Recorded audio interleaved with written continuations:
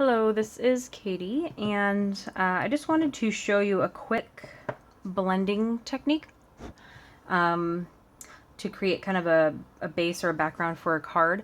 I got the idea from the Colors of Magic on Instagram. I'll put a link down to the post below that gave me the idea. It's basically exactly the same.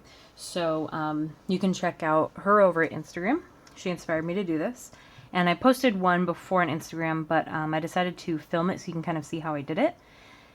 And yeah, so we'll get started. So I do have, her picture shows the inks that she used, and they're all distress inks. I have no light colored distress ink, so I'm actually using Angel Pink first with Memento. It blends just fine, and I gave it its own pad.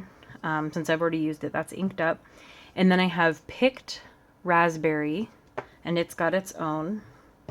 And then I have Seedless Preserves, which is just great because you could have called it grape jelly and they didn't, which is got its own thing as well. So you could do any pattern, really. I mean, if you want to take the time to, this is washi tape, by the way.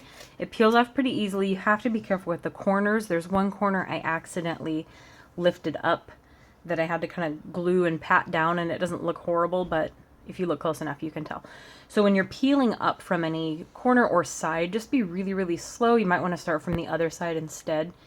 But you can create any pattern you want. You can create chevron patterns or just straight across. I'm going to do a diagonal because that's my favorite. So just figure out how long you need. You're going to end up taping this down to your surface. I would have like a craft sheet or something else in stick, maybe. Stick some wax paper down with tape and then tape this to the wax paper, or another piece of paper. Washi tape comes off pretty easily. It's basically removable, so you don't really have to worry about it. So if you have just desk underneath you, a piece of printer paper is fine. So I'm going to create, try to create similar widths.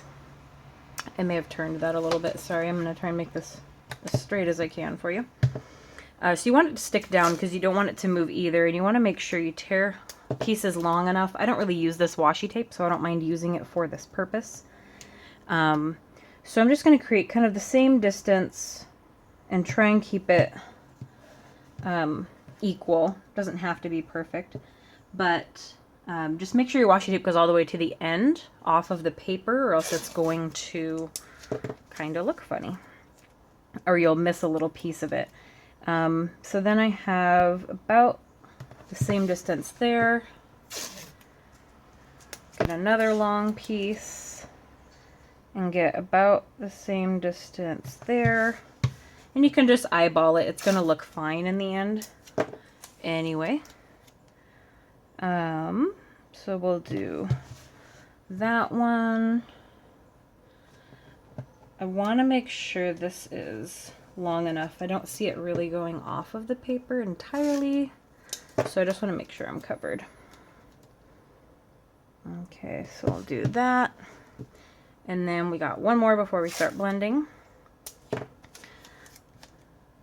Okay, so I'll make it the same width, and this one is going to be a little bit smaller, but that's fine. So I've got it all stuck down. It's not going to move. I'll try and move the camera a little bit. There we go. So the first one, you want to go from light to dark, and the first light pink, we can kind of do the whole, you could come in like this and not put anything in the middle, but you're going to put some dark pink on top, so it might be better to just cover it all in the light color. Then we'll do some of the pink to here, and then some purple. And then in the end, I'm going to come back and try and blend the corners again with the light, just to make it look good. And you probably want to have a Post-it note or some sort of scrap to stamp off on, because it can be a lot of ink. So I might take some of this but stamp off a little. This is pretty light, so you don't really need to. So we'll start on the corner, just doing rounded motions, just covering the whole area. And if you just come in from the edge, you might have a little darker piece on the edge, as with any blending, but just come in lightly and it'll kind of all look the same. But like I said, since this is the lightest color, it's not going to have any dark splotches that are not going to make it look very good. Blending takes a little bit of practice, but it isn't too difficult if you have the right tools. And after I'm done, I'll probably just pick this up and I'll wipe off my craft sheet underneath it. All right, so we've got the light pink covered.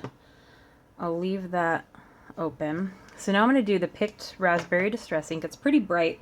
This is one that I would kind of tap off a little bit just because it's so dark before kind of blending it into the center. And you probably have enough on one go for a couple rows there.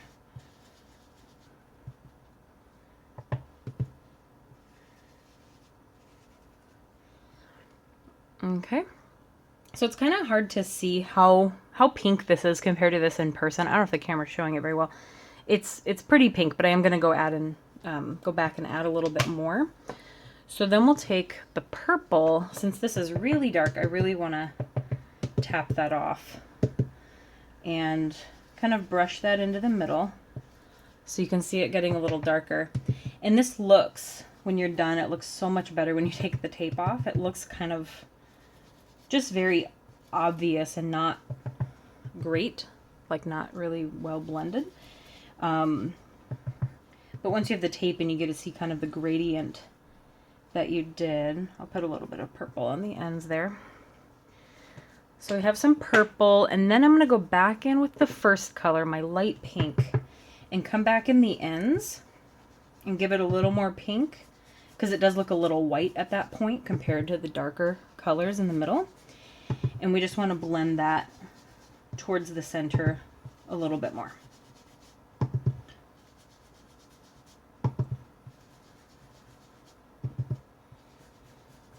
Come in from both sides, and you can go as far to the middle as you want to kind of help blend that a little better.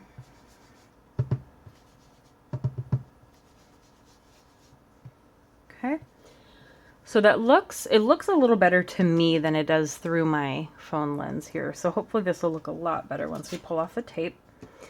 So that's really all the blending I need to do with our three colors. And then, like I said, you want to be very careful. So peel up the tape. If it starts to come off just fine, keep going. You should be fine. And you can see how clean these lines are if you press that washi tape down really well. Be really careful at the edges because that's where it's going to want to peel your paper, especially the corners. It started doing it there, so I'm not going to do that corner. Probably should have learned my lesson the last time, huh? If it starts, you can prevent it, and now it's just fine. It's a teeny tiny piece of the corner that nobody's going to notice. And that is a corner too, so I'm going to avoid that. I don't know why. Maybe it's because it has two cuts or something, but it does not like coming off of the corners. So if you go the other direction, you should be fine. This is a 4 1/4 by 5 1/2, by the way, so you could just stick this on front of a card or a pre-folded card. And this could be your base or your background. You could do something to it first and then stick it down if you wanted to work on it some more. But you get this really nice, you can tell it looks a lot nicer after you take the tape off, and you have this kind of zoned off blending, which just looks really cool. So maybe give that a try if you have. You don't have to have distress inks. I would recommend the blenders. The round ones are, I'll have a link below from whatever website I find them on. That probably is the cheapest. The round ones are better than the original rectangle ones. I don't know what they were thinking with the rectangles, but the round ones definitely work better, that foam. I just buy baby distress inks because I don't use them a lot, and they're a lot cheaper, so you get a wider variety. And they have those tins that you can store them in too. So I recommend the small ones. They come in good little color family sets, like of 4 or 5, I think. And then I still use Memento dye ink for the other part of it. So you can kind of just work with what you have. You just need relatively close colors to make it work. But there you go. As long as you have some washi tape, you should be able to create something. And if you do, feel free to share it with me, either maybe in the comments down below if you want to link to wherever you posted it, to show me what you guys have done. So thank you for watching, and we'll see you next time. Bye.